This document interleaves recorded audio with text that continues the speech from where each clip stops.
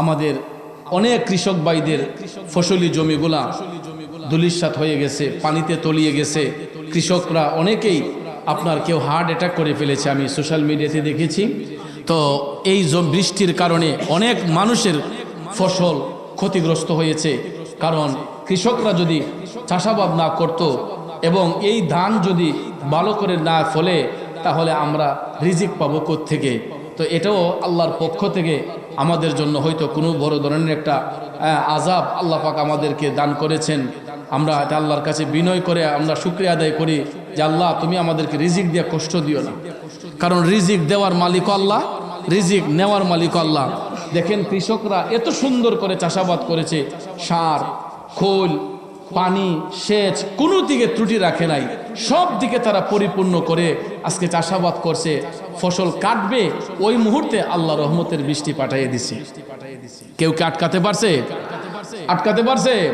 তুমি রাখো কি বা মারো, এই দয়া করো, থাকিতে যেন তোমায় না ভুলি। আল্লাহ তাআলা দিতে পারে, আল্লাহ নিতে পারে, আমরা এর জন্য আফসোস করি না। আল্লাহ রাব্বুল আলামিন আমাদেরকে রিজিক হয়তো দিতেছেন বেশি, আল্লাহ তাআলা আমাদের রিজিক দিয়া একটু আমাদেরকে পরীক্ষা করেছেন। আমরা নৈরাশ নয়। আল্লাহ যদি আমাদেরকে উপাস রাখতে চায় রাখুক, এটা আল্লাহর ইচ্ছা। আল্লাহ যদি আমাদেরকে রিজিক দিয়ে রাখতে চায়, এটাও আল্লাহর ইচ্ছা। কারণ করোনা মহামারী গেছে, কেউ কি উপাস থাকছে? আল্লাহ সবার ঘরেই ব্যবস্থা করে দিয়েছে। তো ইনশাআল্লাহ কৃষক ভাইদেরকে বলবো, মনে কোনো কষ্ট নেবেন না, ধৈর্য ধারণ করেন, আল্লাহর কাছে শুকরিয়া আদায় করেন, ধৈর্য ধারণ করেন। আল্লাহ রাব্বুল আলামিন হয়তো এবার দেন নাই, আগামীতে আমাদের জমিতে আরো ফসল আল্লাহ ভালো দিতে পারে। কথা কোন ঠিক না ঠিক? এই জন্য আল্লাহ রাব্বুল আলামিন প্রথমে আমাদেরকে জানিয়েছেন তিনি যে এক আল্লাহ, তিনি ব্যতীত আর কোনো উপাস্য নেই। এটা আল্লাহ তাআলা সূরা বনী ইসরাঈলের 23 নম্বর আয়াতে পাকের শুরুতে আমাদেরকে জানিয়েছেন। সাথে সাথে আল্লাহ তাআলা এটাও জানিয়েছেন, ওয়াবিল ওয়ালিদাইনি ইহসানা, পিতা এবং মাতার সহিত উত্তম ব্যবহার করো, ভালো ব্যবহার করো। জোরে কোন নির্দেশ কার? যুবক ভাইয়ের আমার, লম্বা চড়া কথা বলে আপনাদের মনোযোগ নষ্ট করব না বাজান। আল্লাহ রাব্বুল আলামিন ঘোষণা করে বলতেছেন, বিসমিল্লাহির রহমানির রহিম, ওয়া ক্বাদা রাব্বুকা আল্লা তা'বুদু ইল্লা ইয়্যাহু ওয়া বিল ওয়ালিদাইনি ইহসানা। উচ্চস্বরে বলুন আল্লাহু আকবার। যুবক ভাইয়ের আমার, বাবাজিরা, আল্লাহ রাব্বুল আলামিন জানান, হে জগৎবাসীরা, তোমরা আল্লাহ ব্যতীত অন্য কারো ইবাদত করো না। সাথে সাথে আমার আল্লাহ বলেন, ওয়াবিল ওয়ালিদাইনি ইহসানা, পিতা এবং মাতার সহিত উত্তম ব্যবহার করো, ভালো ব্যবহার করো। জোরে বলেন নির্দেশ কার? আল্লাহ রাব্বুল আলামিন প্রথমে বলছেন যে তোমরা আল্লাহ ব্যতীত অন্য কারো ইবাদত করো না। সাথে সাথে বলেছেন তোমরা পিতা মাতার সহিত উত্তম ব্যবহার করো। প্রিয় হাজিরিন, এই হলো আয়াতে পাকের সরল তর্জমা।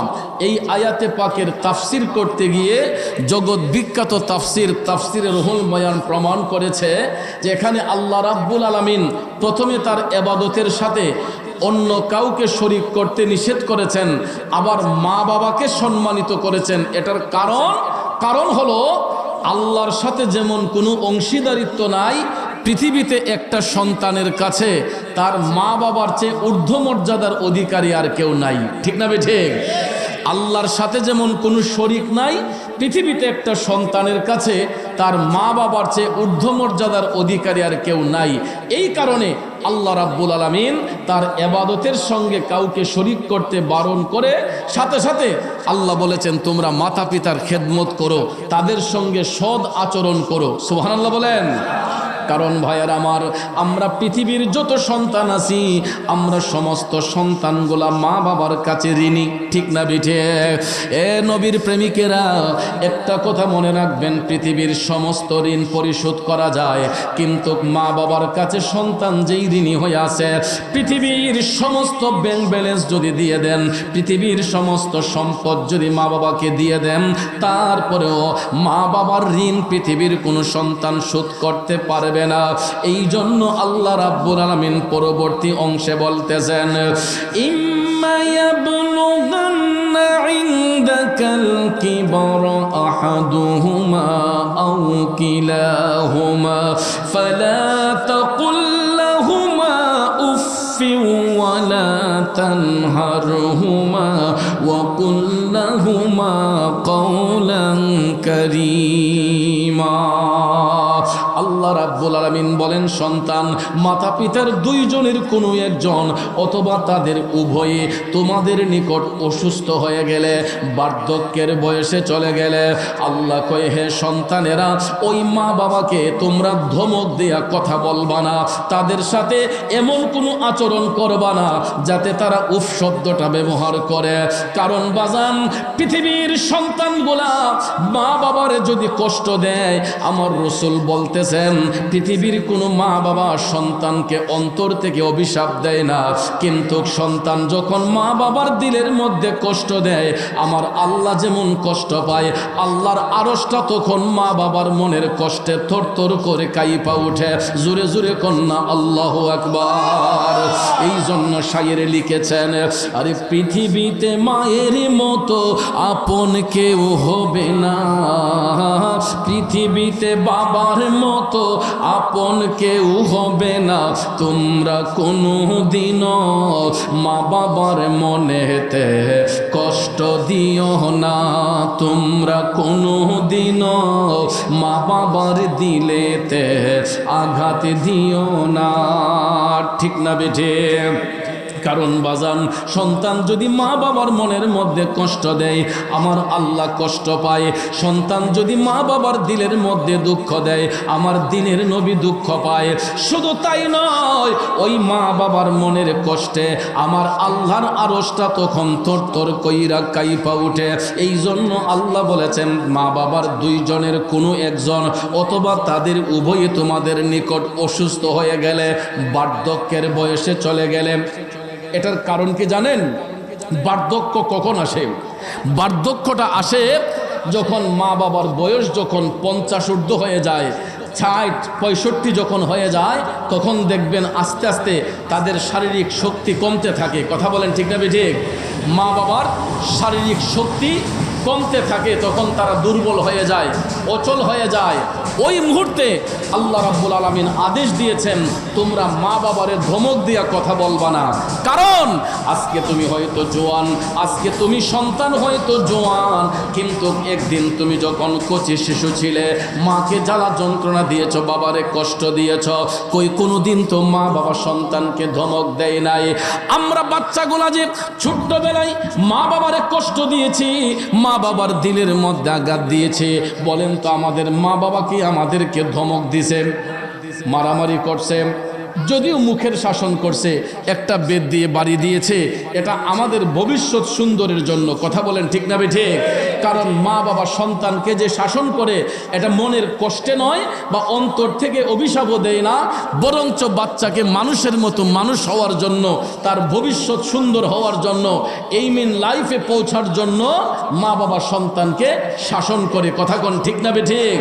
কিন্তু যুবক, একটা বার ভাইবা দেখবেন, বাচ্চার গায়ে যদি জ্বর আসে, বাচ্চা যদি অসুস্থ হয়, দেখবেন মা দুঃখিনী টপ টপ করে চোখের পানি চাইরা কান্না শুরু করে দেয়, বাবার মধ্যে পেরেশানি শুরু হয়ে যায়। দেখবেন যত ব্যস্ততায় থাকুক না কেন, বাচ্চার যদি শরীর খারাপ হয়, বাবা কিন্তু বসে থাকে না। পকেটে টাকা না থাকলেও অন্যজনের কাছ থেকে টাকা ধার কইরাই না হলেও সন্তানের চিকিৎসা করে, সন্তানকে হসপিটালে ভর্তি করে, ঠিক কিনা বলেন? আর আমরা সন্তানগুলা উপযুক্ত হবার পরে, বড় হয়ে যাব যাবার পরে অনেক সময় দেখা যায় মা বাবা অসুস্থ, মা বাবার শারীরিক কষ্ট, তখন দেখা যায় সন্তান হসপিটালে নিবে দূরের কথা, ডাক্তারের কাছে নিবে দূরের কথা, ওই মা বাবার কোনো যত্নই করে না, কোনো খেয়াল নজর করে না। কথা বলেন আছে না নাই? এমন সন্তান আছে না নাই? দেখবেন মা বাবার প্রতি কোনো যত্ন থাকে না, খেয়াল থাকে না। এই জন্য আল্লাহ বলেছে, সন্তান তোমার মা বাবা যদি অসুস্থ হয়ে যায়, তাদের দুইজনের কোনো একজন বার্ধক্যে যায়, অসুস্থ হয়, তোমরা তাদের সঙ্গে ধমকে সুরে কথা বলবা না, তাদের সঙ্গে এমন আচরণ করবা না যাতে তারা উফ শব্দটা পর্যন্ত ব্যবহার করে। কারণ সন্তান যদি মা বাবার দিলে আঘাত দিয়া এই শব্দ ব্যবহার করে, কষ্ট দিয়ে কথা বলে, তখন আল্লাহর আরশটা থরথর করে কেঁপে উঠে। জোরে কন্যা আল্লাহু আকবার। এই জন্য ভাইয়ের আমার, কবি বলেছেন, তোমরা কোনোদিনও মা বাবার দিলেতে কষ্ট দিও না, কোনোদিনও মা বাবার দিলেতে আঘাত দিও না। বন্ধুরে, কারণ যেই মা বাবারে আমরা কষ্ট দেই, একটাবার আপনি শৈশবের কথা চিন্তা করে দেখেন, আমরা বাচ্চাগুলা যখন দুনিয়ার আলো বাতাস দেখি নাই, তখনও কিন্তু মা বাবার পবিত্র বন্ধনের মাধ্যমে আমরা সন্তানগুলা প্রত্যেকেই মায়ের পেটে ছিলাম। ঠিক না বেঠিক? শৈশবেরও আগে যখন মায়ের পেটের শিশু ছিলাম, আমরা যখন মায়ের গর্ভে ছিলাম, আমাদেরকে দুনিয়ার আলো বাতাস দেখাতে যাইয়া একটা মা দিনকে দিন বলে নাই, রাতকে রাত বলে নাই। কথা বলেন, মা গর্ভে সন্তান ধারণ করে দিনকে দিন বলে নাই, রাতকে রাত বলে নাই।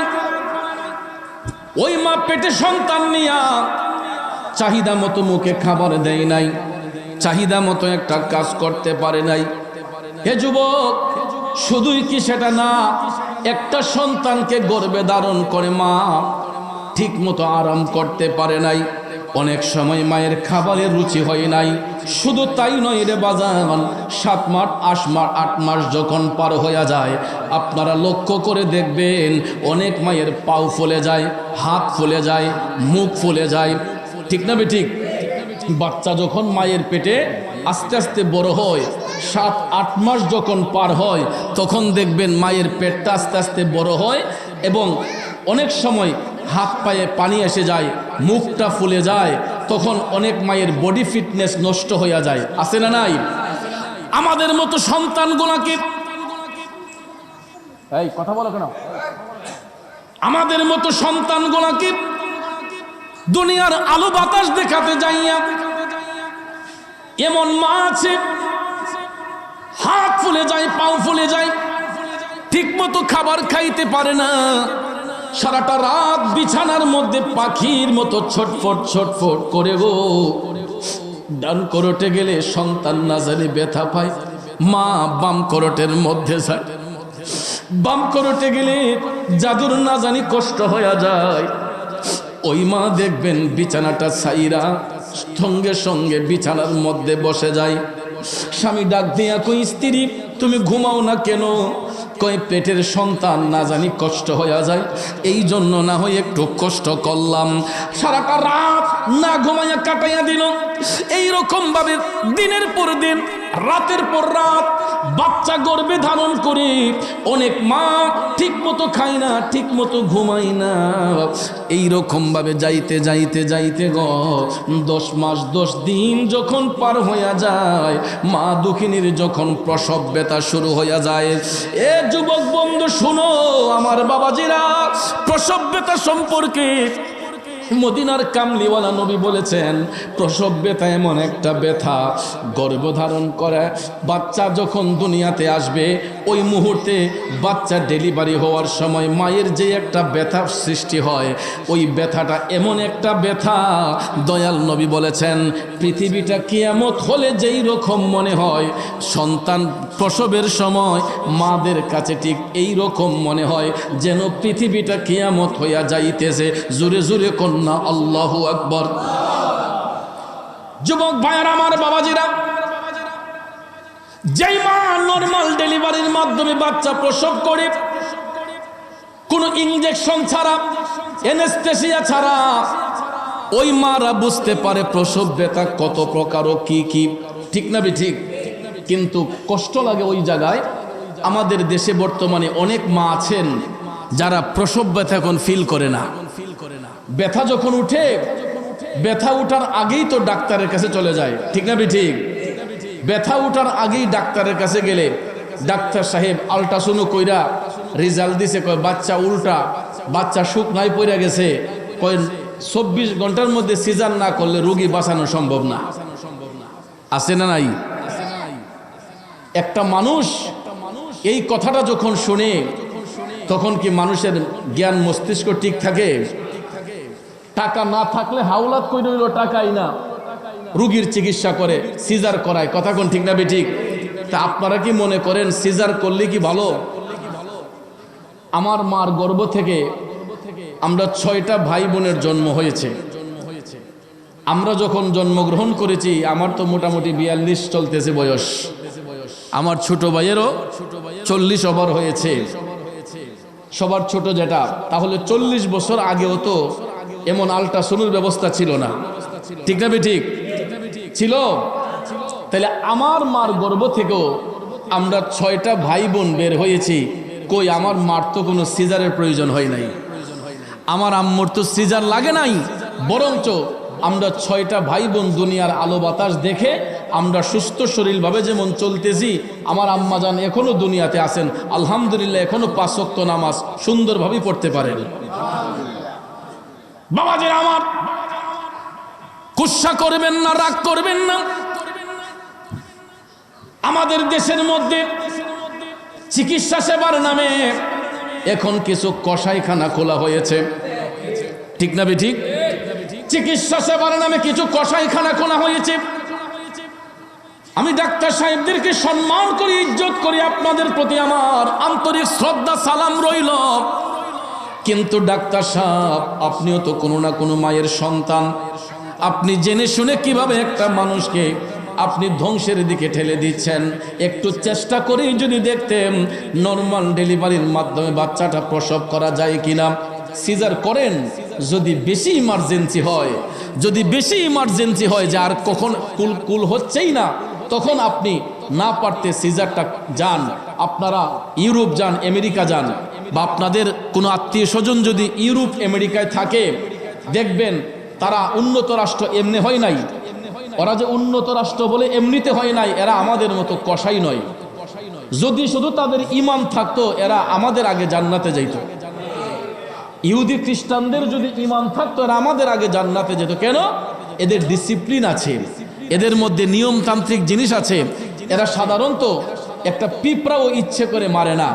আমরা তো কুকুর দেখলে বাড়ি মারি, ওরা কুকুরটা পর্যন্ত মারে না, কথা কোন ঠিক না ঠিক? আর এটা তো মানুষ, পৃথিবীর শ্রেষ্ঠ জাতি। ইউরোপ আমেরিকাতে আমাদের আত্মীয় স্বজন যারাই আছে, আমার আপন ভাইও আছে, জিজ্ঞেস করলাম, ওরা সিজারে বিশ্বাসী না। ওখানকার ডাক্তার সাহেবরা একটা রুগী গেলে 5-10 জন ডাক্তার সাহেব বসে একটা বোর্ড করে, তার আগে সিদ্ধান্ত নেয় কি করা যায়, রুগীটাকে কিভাবে নর্মাল ডেলিভারির মাধ্যমে বাচ্চাটাকে ভূমিষ্ঠ করা যায়, খালাসি করা যায়, এই চিন্তা ভাবনা করে খুব নচেত তারা না পাইরা তখন তারা সিজারে আসক্ত হয়। কিন্তু আমাদের দেশের মধ্যে শতকরা 95% রুগী গেলেই কই শুকনাথ পড়ে গেছে, বাচ্চা শুকনাথ, বাচ্চা উল্টা। 24 ঘন্টায় সিজার না করলে বাচ্চা বাঁচানো সম্ভব হবে না, কথা কোন ঠিক না ঠিক? এরপরে দেখেন মা বোনদের কোমরের মধ্যে যে একটা অ্যানেস্থেসিয়া দেওয়া হয়, ইনজেকশন দেওয়া হয়, এটা এমন একটা পাওয়ারফুল ইনজেকশন, অন্তত 6 মাস পর্যন্ত ওই জায়গাটা অচেতন থাকে, কোনো চেত থাকে না ইনজেকশনের পাওয়ারটা। এরপরে দেখবেন এই সিজারের মাধ্যমে বাচ্চা জন্মগ্রহণ করার পরে 40 দিন পর্যন্ত ওই মা একটা ভাতের ডেকচি আলগাতে পারে না। শুধু 40 দিন নয়, দেখবেন সিজারে যারা বাচ্চা প্রসব করেছে ওই মা বোনদের, এরা বয়স কম, বাচ্চা বয়সের হলেও দেখবেন এই যুবতী মা বোনরা অল্প বয়সে সিজারে বাচ্চা প্রসব করার কারণে এরা রোগাক্রান্ত হইয়া একটা ভাতের ডেকচি আলগাইতে পারে না, ভারী বোঝা একটা কাজ করতে পারে না, ঘরের ফ্লোরটা নুয়ে মুছতে পারে না, তাদের কষ্ট হয়, ঠিক না ঠিক? ভাইয়েরা আমার, বন্ধুরা আমার, রাগ করবেন না, গুসা করবেন না। বর্তমান সমাজের মধ্যে অধিকাংশ মা বোনরা প্রসব ব্যথা কি জিনিস এটা বুঝতেই পারে না, কারণ এনেস্থেসিয়া দেওয়ার কারণে, হাই পাওয়ারের ইনজেকশন দেওয়ার কারণে ওই প্রসব ব্যথাটা নির্মূল হয়ে যায়, ব্যথাটা বন্ধ হয়ে যায়। এই জন্য সিজারের মাধ্যমে তারা বাচ্চা প্রসব করে। যেই কারণে রাগ নিবেন না, গুসা নিবেন না, অধিকাংশ মা বোনরা একটা দুইটা বাচ্চা রাইখা এরা স্বামীর সংসার ছেড়ে চলে যায়, ঠিক না বেটি? কারণ বাচ্চার দরদ বুঝে না, বাচ্চা জন্ম দেওয়াতে কত কষ্ট ওই মাটা বুঝতে পারে না, কারণ তার প্রসব ব্যথাটা সে ইনজেকশন দিয়ে নির্মূল করে ফেলেছে। সিজারের মাধ্যমে বাচ্চা প্রসব হয়েছে, কত কষ্টে যে বাচ্চাটা এসেছে এটা পর্যন্ত ওই মারা টের পায় না। এই জন্য সিজারে বাচ্চা প্রবেশ করার কারণে অধিকাংশ মা বোনরা বাচ্চাদের প্রতি সুনজর থাকে না। একটা দুইটা বাচ্চা রেখে দেখবেন স্বামীর সাথে ঝগড়া করে অন্যত্র চলে যায়, আছে না নাই? কিন্তু সঠিকভাবে যদি কোনো মা প্রসব ব্যথাটা ফিল করতো গো, আমার রাসূল বলেছেন পৃথিবীটা কিয়ামত হলে যেই রকম মনে হয় সন্তান যখন নরমাল ডেলিভারির মাধ্যমে মায়ের লজ্জাস্থান দিয়া দুনিয়াতে আগমন করে, ওই মায়ের কাছে তখন মনে হয় যেন পৃথিবীটা কিয়ামত হয়ে যাচ্ছে। এই কারণে কবি বলেছেন, ওরে মায়েরও প্রসবের কালে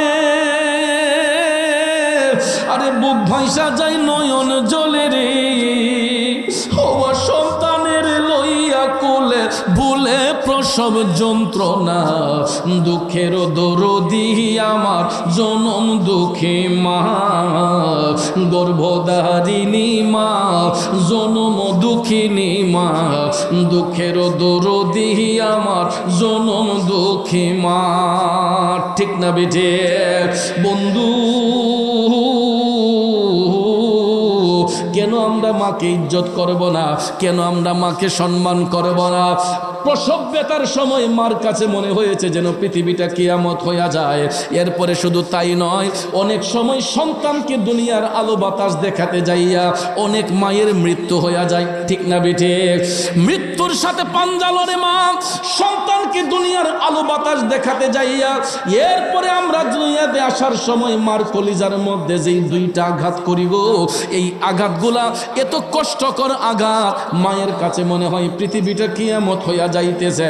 এত কষ্ট দেওয়ার পরেও বাচ্চাটা যখন দুনিয়ার মধ্যে ভূমিষ্ঠ হয়, তখন দেখবেন সর্বপ্রথম দাইমা অথবা নার্স ওই বাচ্চাটাকে শুকনা টাওয়াল দিয়া পেছাইয়া আগে কিন্তু মার কোলে আইনা দেয়। অন্য কাউকে দেখাবার আগে নার্স এবং দাইমা বাচ্চারে আগে মার কাছে নিয়ে কয়, এই যে আপনার সোনামণি, এই যে আপনার বাচ্চা। ভাইয়ার আমার, বন্ধুর আমার, কিন্তু সিজারে বাচ্চা প্রসব করলে তো অনেক মারা ওই মুহূর্তে বাচ্চার মুখটাও দেখতে পারে না। কথা কোন ঠিক না বেঠিক? সে অজ্ঞান হয়ে থাকে, সেন্স হারা হয়ে থাকে। আর নর্মাল ডেলিভারির মাধ্যমে যদিও কষ্টের সহিত বাচ্চাটা দুনিয়াতে ভূমিষ্ঠ হয়, হওয়ার সাথে সাথেই আল্লাহ রাব্বুল আলামিন আবার মা বোনদেরকে ধৈর্য ধরার শক্তিও দিয়েছেন, ঠিক না বেঠিক? এই ব্যথা নির্মূলের শক্তি আল্লাহ দিয়েছেন। এই জন্য ভাইয়ার আমার, বন্ধুর আমার, আল্লাহ রাব্বুল আলামিন তো মায়ের লজ্জাস্থান দিয়েছেনই, বাচ্চা দুনিয়াতে আসবে। কথা কোন ঠিক না বেঠিক?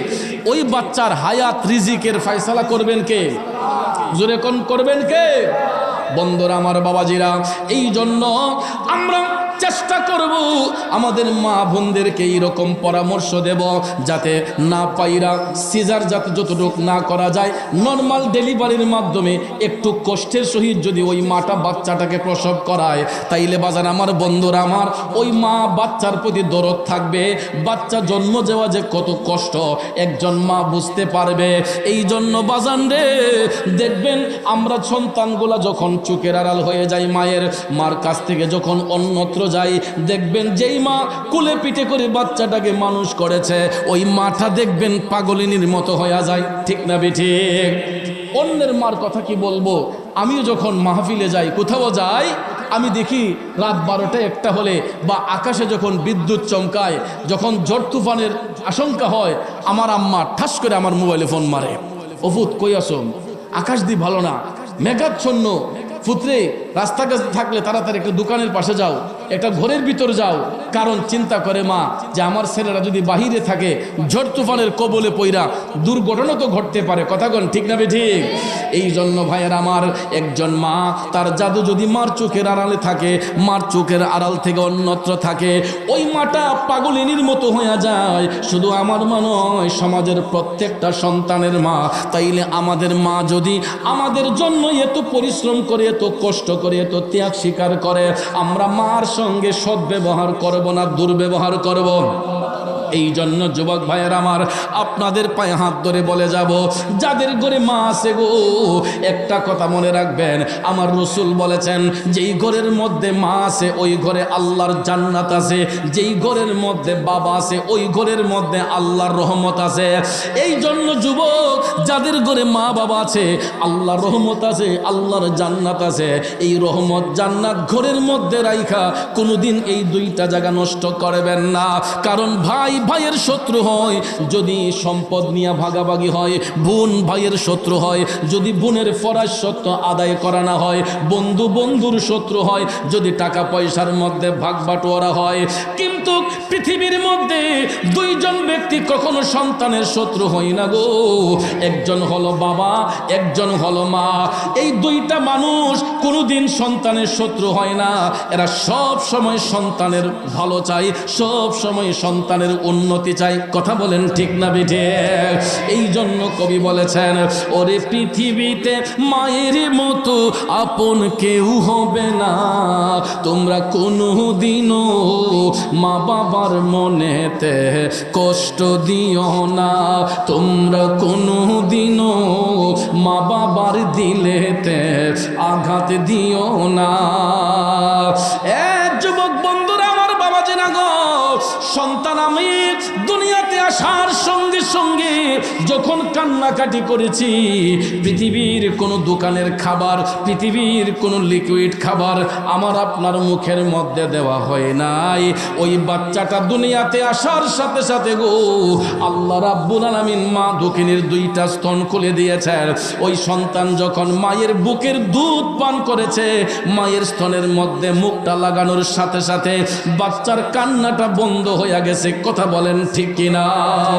2 বছর পান করালেন মায়ের বুকের দুধ, কোলে বুকে নিয়ে আমায় দিলেন কত সুখ। 2 বছর পান করালেন মায়ের বুকের দুধ, কোলে বুকে নিয়ে আমায় দিলেন কত সুখ।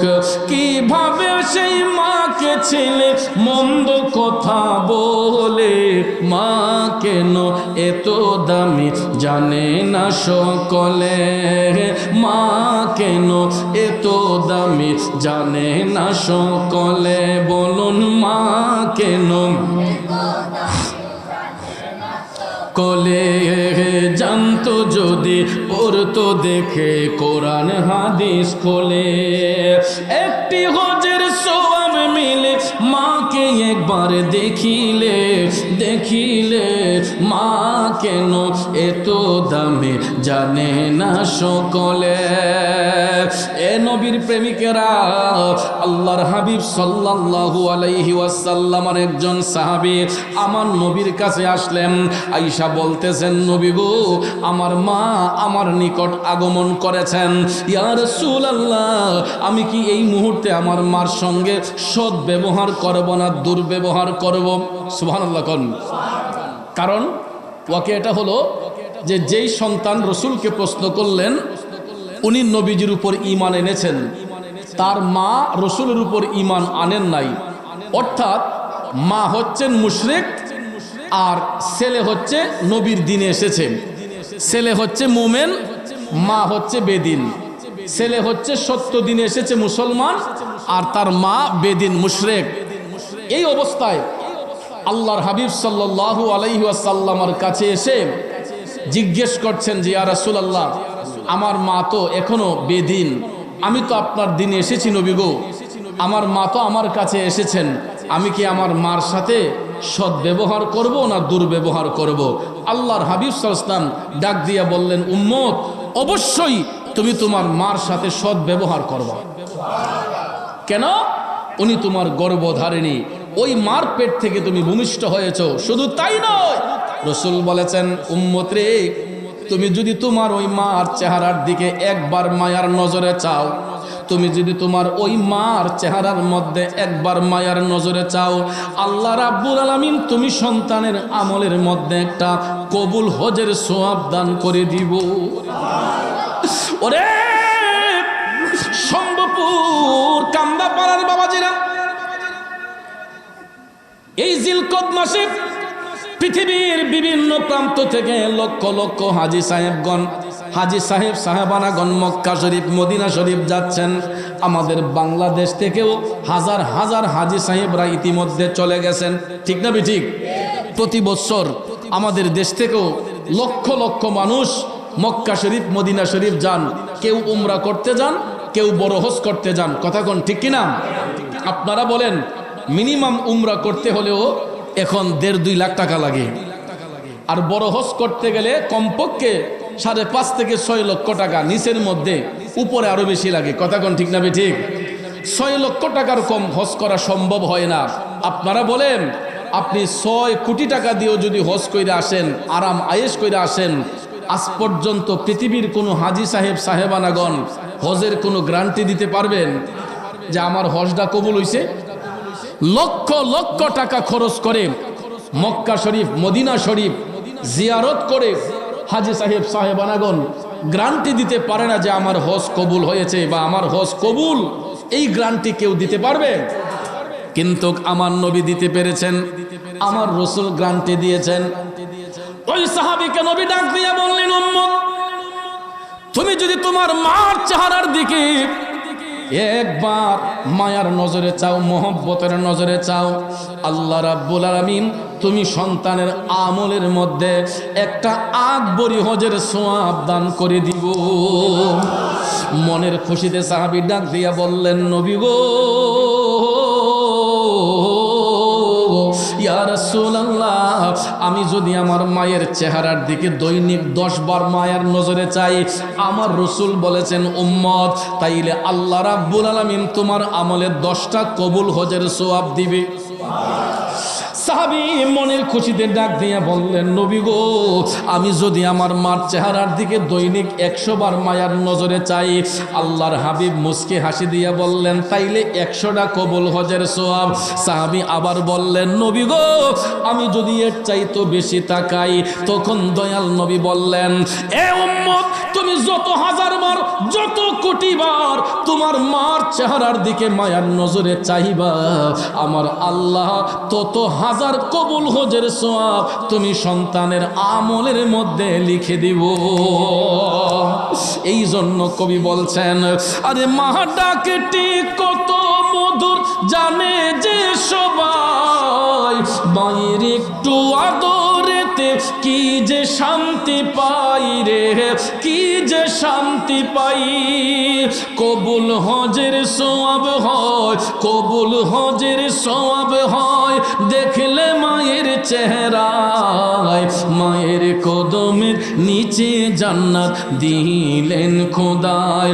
আমার মায়ের মতো আপনজন, মায়ের মতো আপনজন ত্রিভুবনে নাই, মায়ের কদমের নিচে জান্নাত দিলেন খোদায়, মায়ের কদমের নিচে জান্নাত দিলেন খোদায়।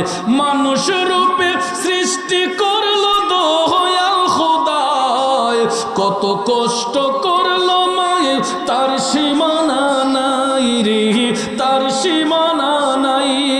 গায়ের চামড়া দিয়ে দেব মায়ের, চামড়া দিয়ে দেব মায়ের পাপুষ বানায়, মায়ের কদমের নিচে জান্নাত দিলেন খোদায়, মায়ের কদমের নিচে জান্নাত দিলেন খোদায়। কষ্ট হচ্ছে আমার বাবাজিরাম, মনোযোগ মনোযোগ। তাইলে দেখেন তো লক্ষ লক্ষ টাকা খরচ করে মক্কা শরীফ মদিনা শরীফ জিয়ারত কইরা হাজী সাহেবরা হজের কোনো গ্যারান্টি দিতে পারেন না। কিন্তু রাসূল বলেছেন যদি কেউ একবার তার মার চেহারার দিকে মায়ার নজরে চায়, আল্লাহ রাব্বুল আলামিন ওই সন্তানের আমলে কবুল হজের সওয়াব দান করে। তাইলে এখন থেকে বলুন, আমরা তো আজকে জানলাম এরপর থেকে কেউ কি মার সাথে খারাপ ব্যবহার করব, মার দিকে কেউ খারাপ নজরে চাইব। কিন্তু এগুলো আমরা মাহফিলে বলে যাই, কিন্তু ঘরে গেলে স্ত্রীর ফার্ম ফাইলই স্ত্রী যখন ইঞ্জেকশনটা দিয়া দেয় তখন দেখবেন কয় তোমার মারলে আমার পক্ষে খাওয়া সম্ভব না। ঠিক না ঠিক? এই কথাটা কইলেই তো ছেলে এখন চিন্তা করে মা রাখবো না বউ রাখবো। ঠিক না ঠিক? যে মার মন খুশি করব না বউয়ের মন খুশি করব, সন্তান টেনশনে পড়ে যায়। আমি পরামর্শ দেব যুবক, আপনার স্ত্রী আপনার মায়ের সঙ্গে থাকতে চায় না, সিদ্ধান্তটা কি হবে? প্রথমে আপনি আপনার স্ত্রীকে বোঝাতে হবে, আপনার সহধর্মিণীকে আপনি বলে দিবেন যে বোন দেখো, তুমি তো আমার অধীনে এসেছো, আল্লাহ তাআলা তোমাকে কবুল করেছে আমার অর্ধাঙ্গিনী হিসেবে, কিন্তু আমি তো ওই মায়ের গর্ভে 10 মাস 10 দিন ছিলাম। ভূমিষ্ঠ হওয়ার পরে আমার মা আমাকে আদর যত্ন করছে, আমার পিছনে আমার মা বাপ লাখ লাখ টাকা খরচ করছে, তারা আমাকে অনেক স্বপ্ন বুকে ধারণ করে আমাকে বড় করেছে। এখন তারা অসুস্থ, তারা আমি যদি তাদের দিকে নজর না রাখি তাহলে আমার মা বাবাকে দেখবে কি? এরকম ভাবে বুঝাবেন আপনার স্ত্রীকে, আপনার অতীতের কথাগুলো আপনার স্ত্রীকে বলবেন। একটা পরিবারে একজন বাবা কত কষ্ট করে 2টা 3টা সন্তান রে লালন পালন কইরা তাদের পড়াশোনার খরচ যোগাইয়া একটা ফ্যামিলিকে কতটুক সুন্দর করে একজন মা বাবা গুছাইয়া নিছে। এরপরে দেখা যায় হঠাৎ করে ম্যাডাম আইসে ওই ঘরের মধ্যে আইসা দেখা যায় 3 ভাই 3 সংসার হয়ে গেছে। যেই ভাইগুলা এক ডেগের ভাত খাইছে, এক মায়ের হাতের পাক খাইছে, দেখা যায় ঘরে স্ত্রী আসার সাথে সাথে মার হাতের পাক খাইব দূরের কথা, নিজে পাক করেও মা বাপরে খাওয়ায় না, চুলার 3টা হয়ে যায়। কথা বলেন ঠিক না ঠিক? তো ওই মুহূর্তে আমাদের যুবকদের করণীয় হচ্ছে আমাদের স্ত্রীগণকে আমরা আগে বুঝাতে হবে, আমাদের অতীতের কথাগুলো তাদেরকে তুলে ধরতে হবে। এরপরেও যদি না বুঝে তখন তাকে চোখের শাসন করবেন, বেতের শাসন নয়, চোখের শাসন করবেন। চোখের শাসনও যদি দেখা যায় সে বিয়াদবি করে, রাসূল বলেছেন 3 বার তাকে বুঝাইবা, চোখের শাসন করবা। 3 বারের পর যদি সে না বুঝে তখন তার বিছানা আলাদা করে দাও। কি করে দাও? তাকে শাস্তি হিসেবে স্বামী কি করবে? স্ত্রীর সঙ্গে বিছানা আলাদা রাখবে, যে তার শিক্ষার জন্য যে আমার স্বামী রাগ করেছে, তার মা বাবার সাথে আমি খারাপ আচরণ করতেছি, আমার স্বামীর মনে কষ্ট হয়েছে, এই জন্য রাসূল বলেছেন তোমরা বিছানাটা পৃথক রাখো। এরপরও যদি সে তোমার কথার অবাধ্য চলে, শ্বশুর শাশুড়ির সাথে বিয়াদবি করে, তাকে ভালো করার জন্য মৃদু প্রহার করো। মৃদু প্রহার মানে কি ঠাস ঠাস করে বাইরে দেন না, আলের ফাজুন দিয়ে বাইরে নি না, তাকে মৃদু প্রহার করতে হয়। অর্থাৎ চোখের শাসনে না মানলো, বিছানা আলাদা করেছেন তখনও না মানছে, এরপরে না মানছে, তখন রাসূল বলেছেন তাকে মৃদু প্রহার করো। অর্থাৎ হালকা কিছু ভয় দেখিয়ে, বেত্রাঘাতের ভয় দেখিয়ে তারপরে নিশ্চয় শুদ্ধ হয়ে যায়। এরপরে যদি না মানে তখন ভাইয়ার আমার ওই স্ত্রীকে আর রাখবেন কিভাবে? সে যদি আপনার ঘরে অশান্তি সৃষ্টি করে তখন তাকে সুন্দর করে ডিসাইড করে দিলেই আপনার পরিবার সুন্দর হবে। কারণ স্ত্রী চলে গেলে 40 দিন পার করে না অনেক মানুষ, স্ত্রী মারা গেলেও দেখছি 40 দিন পার করে না, ঘর চলে না, আরেকটা লাগে। ঠিক না ঠিক? কিন্তু ভাইয়ার আমার স্ত্রী একজন চলে গেলে আরেকজন আল্লাহ পাক আপনার জন্য রেখেছে, ওইটা চলে গেলে আরেকটা পাবেন। কিন্তু যুবক রে, গর্ভধারিণী মা যদি দুনিয়া থেকে চলে যায়, ওই মায়ের আসনে অন্য কোনো নারীরে যদি বসান, বলুন তো নিজের মার মতো কি স্বাদ পাওয়া যায়? কথা কোন স্বাদ পাওয়া যায়? ওই মায়ের আপন বোন আমরা কি হয়? খালাম্মা হয়। মা যদি মারা যায় দেখবেন খালাম্মা আসে বোনকে দেখার জন্য, আসলে কি হবে? খালাম্মারে যদিও জড়াইয়া ধইরা কান দিয়ে, খালাম্মা গো তোমার বোন গেছে, আমার মা চলে গেছে, কিন্তু নিজের মারে ধইরা, নিজের আপন মারে জড়াইয়া ধইরা যে একটা তৃপ্তি পাওয়া যায়, মার আপন বোন আমার খালাম্মা, খালাম্মারে ধইরা কি এই আরাম পাওয়া যাবে? মার মতো স্বাদ পাওয়া যাবে? কারণ মার মতো তুলনা কেউ হয় না, মার মতো তুলনা কারো হবে না। এই জন্য যুবক, স্ত্রী মারা গেলে স্ত্রী পাওয়া যায়, স্ত্রী চলে গেলে আরেকটা পাওয়া যায়, কিন্তু মা যদি চলে যায় রে বন্ধু, ওই মার আসনে অন্য কোনো নারী পুরুষকে বসাইলে নিজের মার মতো স্বাদ পাওয়া যাবে না।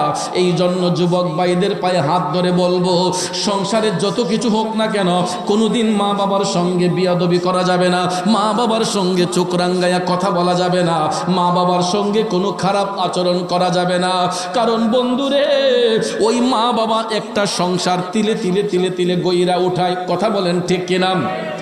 কার জন্য করে? আমাদের জন্য করে, সন্তানদের সুখের জন্য করে, ঠিক না ঠিক? মা বাপ যেই সম্পদ অর্জন করে, এগুলা নিয়ে কি কবরে যায়? তার ছেলেটা যাতে ভালো থাকে, যে আমি মরলে যাই করসফুত, আমি থাকিয়া তোর একটা ভালো জায়গা দিয়ে যাই, ভালো একটা জায়গা সেটিং করে দিয়ে যাই, যাতে আমি মারা যাবার পরও তুই আমাদের না বকস যে আমার বাপে কিছু করছে না।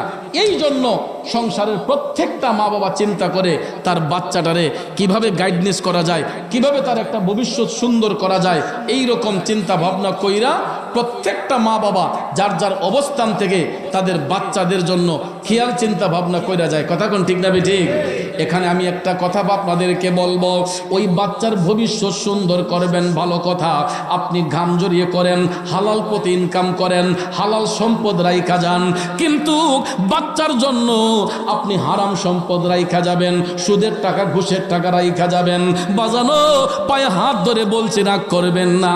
আপনার সন্তানের জন্য সুদের টাকা ঘুষের টাকা দিয়ে ব্যাংক ব্যালেন্স করবেন, বাড়ি করেন, গাড়ি করেন, খোদা কি কসম, আপনি মারা যাবার পরে আপনার কবরে অশান্তি যেমন হবে, দুনিয়ার মধ্যে আপনার হারাম সম্পদ অর্জিত করার কারণে আপনার সন্তানগুলো দুনিয়ার মধ্যে সম্পদ নিয়ে মারামারি করবে, আপনার কবরের মধ্যে আযাব হবে। কথা বলেন ঠিক না বেঠে? এই জন্য কবি বলেছেন, মনুরে মরণ কথা করো স্মরণ, স্ত্রী পুত্র কেউ নয় আপন, ধনরত্ন সবিও কারণ মনোরে। ও ভাই, তুই মরিলে সঙ্গের সাথী হইবে না একজন, সেগেন কইরে পাগল মন, একবার ভাবলে না রে তোর হইব রে মরণ। ও মনুরে, হঠাৎ এসে আজরাইলে ফাঁসি দিব তোমার গলে, শেষ করিব অসাদের জীবন মনরে। ও ভাই, দম থাকিতে আল্লাহ নবীর নাম করো স্মরণ, সেগেন কইরে পাগল মন, একবার ভাবলে না রে তোর হইব রে মরণ। নবীর প্রেমিকেরা, মৃত্যুর ডাক কখন কার কাছে আসে এর নির্দিষ্ট কোনো গ্যারান্টি দেওয়া যাবে না। এই জন্য বাজান, দুনিয়া ছেড়ে যাবার আগে অন্তত নিজের ঈমান আমলটাকে শুদ্ধ রাখবেন, নিজের ঈমান আমলটাকে শুদ্ধ রাখতে হবে। কারণ আমি মারা যাবার পরে আমার সন্তান আমার কবরে আপন হবে না, আমি মারা যাবার পরে আমার ধন সম্পদ কবরে যাবে না, আমি মারা যাবার পরে দুনিয়ার কোনো সম্পদ আমার কবরে যাবে না, আমার কবরে শুধু যাবে নেক আমল এবং আমাদের ঈমান। ঠিক না ঠিক? ঈমান এবং নেক আমল, এই দুইটা জিনিস আমাদের কবরে সম্বল হবে। যদি ঈমানদার হই তাহলে কবরের মধ্যে আরাম হবে, যদি বেঈমান মুনাফিক হই কবরের মধ্যে শাস্তি হবে। এই জন্য আপনাদের পায়ে হাত রেখে বলে যাব যে হারাম সম্পদ অর্জন করার জন্য হারাম পথে কখনো পা বাড়াবো না। প্রয়োজন হলে 3 বেলা না খাইয়া 1 বেলা খাইব, এরপরে যাতে আমাদের খাবারটা হালাল পথে আসে। ঠিক না ঠিক? আপনার ঘরে যখন হালাল রুজি আসবে, আপনার ঘরে যখন হালাল ইনকাম আসবে, তখন দেখবেন ওই খাবারের মধ্যে একটা তৃপ্তি আসে। আপনি দেখেন, রাগ কইরেন না, অনেক বড় লোকের ঘরে গিয়ে কুরমা পোলাও খাইলেও মজা লাগে না। আবার গরিব লোকের ঘরে যারা দিনে আনে দিনে খায়, কষ্ট করে ইনকাম করে, এরার ঘরে দেখবেন শুটকি বাট্টা খাইলে অমৃত লাগে। ঠিক নি বাজান? আমরা আবার কইও যে গরিবের ঘরে খাওয়ানটা মজা। আসলে কেন মজা এটা বুঝতে হবে। কারণ সাধারণ মানুষ যারা, খেটে খাওয়া মানুষ যারা, এদের হাতগুলা দেখবেন লোহার মতো শক্ত হয়ে যায়। এরা সুদের ব্যবসায় যায় না, এরা ঘুষের ব্যবসায় যায় না। সাধারণ মানুষগুলা মাটি কাইটা যেই টাকা ইনকাম করে, দুধের মধ্যে ভেজাল থাকে, তাদের পয়সাতে ভেজাল নাই। রিক্সা চালাইয়া যারা দিন মজুর করে, রিক্সা চালিয়ে যারা রিজিকের তাল্লাশ করে, দেখবেন এদের হাতগুলা লোহার মতো শক্ত হয়ে যায়। সারা দিন পরিশ্রম করে যেই টাকা ইনকাম করে এটা হালাল পথে এসেছে। কথা কোন ঠিক না বেঠিক? কাউরে জুলুম করে আনে নাই, কারো পকেটে হাত দিয়ে আনে নাই, কারণ সে পরিশ্রম করেছে। তার গাড়ির প্যাসেঞ্জার যারা হয়েছে খুশি হইয়া অনেক সময় দেখবেন 12-10 টাকার জায়গাতে অনেকে 20 টাকা দেয়, যে বাবা আপনি কষ্ট করছেন, নেন 20 টাকা বাড়াই দিলাম। আছেন এরকম? দেখবেন ওই লোকের যে একটা মনের একটা অভিব্যক্তি দেখবেন।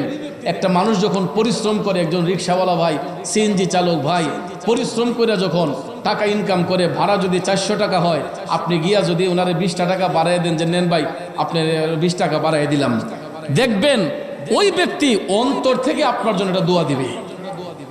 কথা বলেন ঠিক না বেঠিক? অন্তর থেকে দোয়া দিবে, অন্তর থেকে আপনার জন্য সে আল্লাহর কাছে প্রার্থনা করবে যে যাক, মানুষের একটা মানবতা আছে, ওই লোকটার বিবেক আছে। কথা কোন ঠিক না বেঠিক? আবার রিক্সা চালক, সিএনজি চালক বাইরেও আপনারা আবার অত খুশি হয়ে যান কেনা, আপনারারও কিছু দোষ আছে। অনেক সময় দেখা যায় 200 টাকার ভাড়া, একটা মানুষ বিপদে পড়ছে, আপনি 500 টাকা চেয়ে গেছেন। অনেক সময় দেখা যায় 150 টাকার ভাড়া, আপনি 300 টাকা চেয়ে এলিছেন। এটার দ্বারাতে কিন্তু একজন মানুষের প্রতি জুলুম করা হয়। হ্যাঁ, আপনি বলতে পারেন যে ভাই আজকে তো বৃষ্টির দিন, আমার ভাড়া 20 টাকা, কিন্তু বৃষ্টির দিন ভাই আমার একটু কষ্ট হইব, আমার আরো 10 টাকা বাড়াইয়ে দিন, 20 টাকা বাড়াইয়ে দিন। এরকম কম্প্রোমাইজের মাধ্যমে, সৌহার্দ্যের মাধ্যমে যদি ইনকামিং সোর্সটা হয়, তাহলে ক্রেতা এবং বিক্রেতা উভয়ের মধ্যে যখন ভালোবাসা থাকে, তখন দেখবেন ওইটাতে আর কোনো কষ্টের কোনো বিষয় থাকে না। আমার কথায় কি আপনার অসুবিধা হচ্ছে বুঝতে? তাই আমি যেই কথাটা বোঝাতে যাচ্ছি, বাজান, হালাল পথে ইনকাম করবেন, 3 বেলা না খায়া, দরকার হয় 1 বেলা খাবো, এরপরে যাতে আমার খাবারটা যাতে হালাল পথে আসে, তাইলে দেখবেন সংসার সুন্দর হবে, পরিবারে শান্তি আসবে, বাচ্চাগুলোর মধ্যে মানবতাবোধ সৃষ্টি হবে। আর হারামের মধ্যে আরাম নাই তো বাজান, কথা কোন ঠিক না? হারামের মধ্যে কোনো আরাম আছে? আপনি হারাম খাইতেছেন, দেখবেন আপনার ছেলে একটা নেশাখোর হয়ে গেছে, ফেন্সিখোর হয়ে গেছে। আপনি সুদের ব্যবসা করতেছেন, ঘুষের ব্যবসা করতেছেন, দেখবেন আপনার ছেলে একটা প্রতিবন্ধী হয়ে গেছে। এরকম আছে না?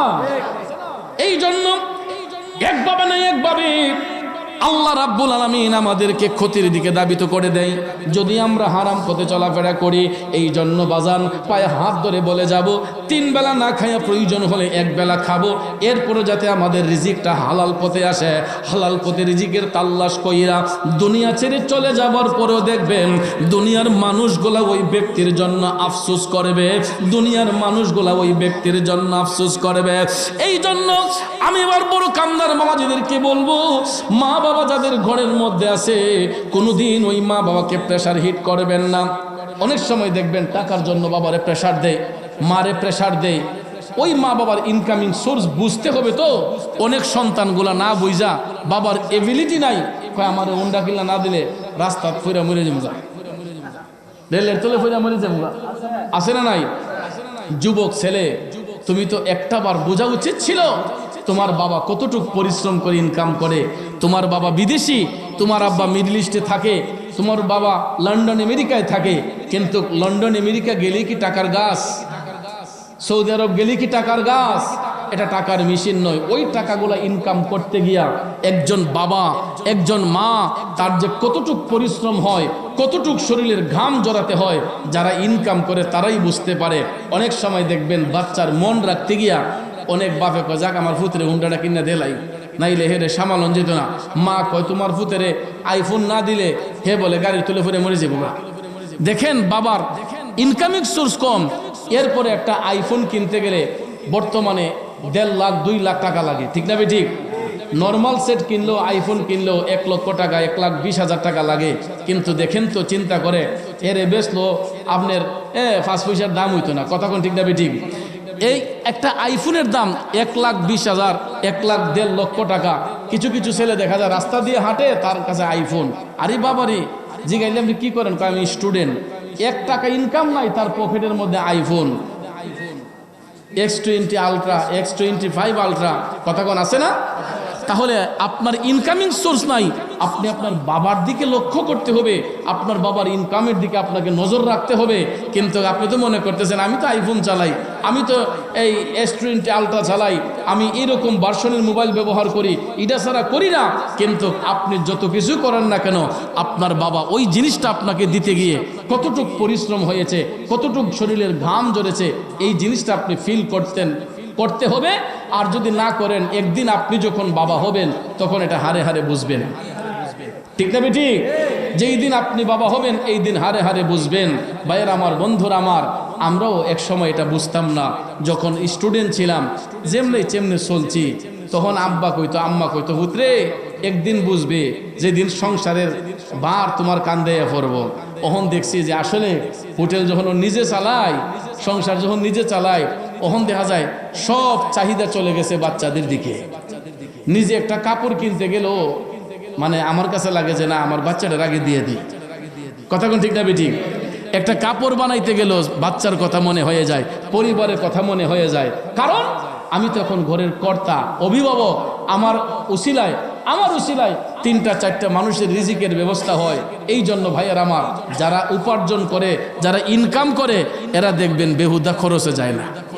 আর যারা ইনকাম নাই, এরা দেখবেন মানে মাগনা ফাইলে তো, এরা দেখবেন যেমনি হিসাবে খরচ শুরু করে দেয়। কথা কোন ঠিক না ঠিক? এই জন্য আমি যুবকদেরকে বলবো, আপনাদের যাদের ঘরের মধ্যে মা বাবা আছে, মা বাবার সঙ্গে সদ আচরণ করবেন। তাদেরকে প্রেশার হিট করা যাবে না, ধমক দিয়ে কথা বলা যাবে না, তাদের সঙ্গে খারাপ আচরণ করা যাবে না।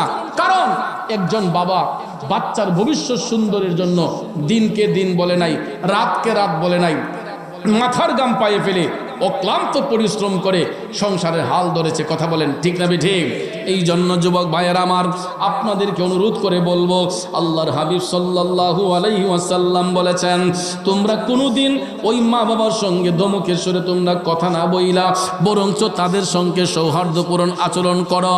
আল্লাহ রাব্বুল আলামিন সূরা বনী ইসরাঈলের মধ্যে বলেছেন, ওয়াকফিদ লাহুমা জানাহায যুল্লি মিনার রাহমা, তোমরা উভয় হাত বের করে দিয়া মা বাবার সেবার মধ্যে মশগুল হইয়া যাও, মা বাবার সেবার মধ্যে দাবিত হইয়া যাও। চুপ রাঙ্গাইয়া কখনো মা বাবার সঙ্গে কথা বলবা না, নম্রতার বাহু বের করে দিয়া।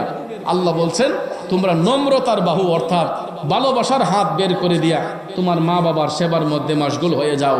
অনেক সময় দেখবেন আমাদের মা বাবারা গর্ভবতী হয়ে যায়, প্যারালাইসিস বা বার্ধক্যের কারণে।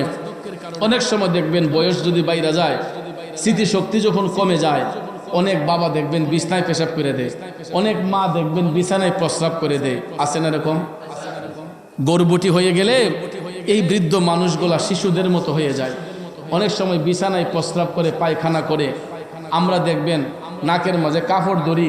এরপরে অনেকে মা বাপের যত্ন করতে চায় না, সন্তান মা বাবার সেবা করবে, পেশাবের গন্ধে কাছেই যায় না। ছেলের বউ ওই মাগ্য, এই দুর্গন্ধ আমার দ্বারা সম্ভব না, আমি পরিষ্কার করতে না, টাকা দিয়ে তখন লোক রাখে মা বাবার সেবার জন্য। আছেন এরকম? কিন্তু নো, আল্লাহ বলছেন, ওয়াকফিদ লাহুমা জানাহায যুল্লি মিনার রাহমা, তোমরা উভয় হাত বের করে দিয়া ভালোবাসার মাধ্যমে, সৌহার্দ্যের মাধ্যমে তোমরা তোমাদের মা বাবার সেবা করো। কেন?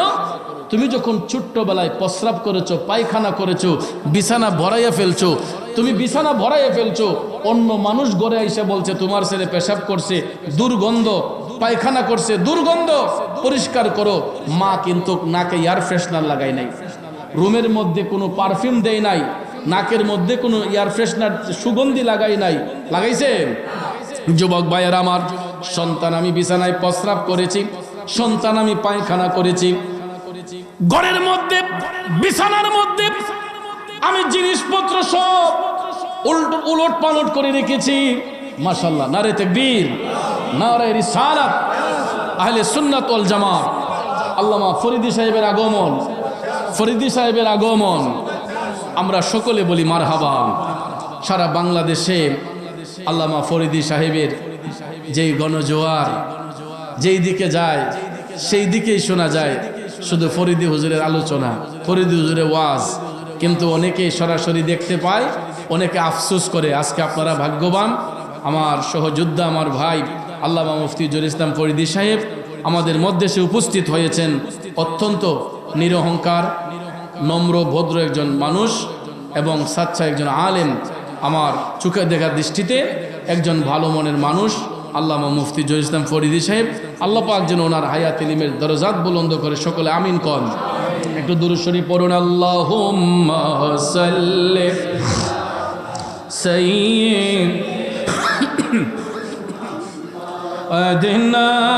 বিয়ানা মাওলানা মাওলানা বি শাফি।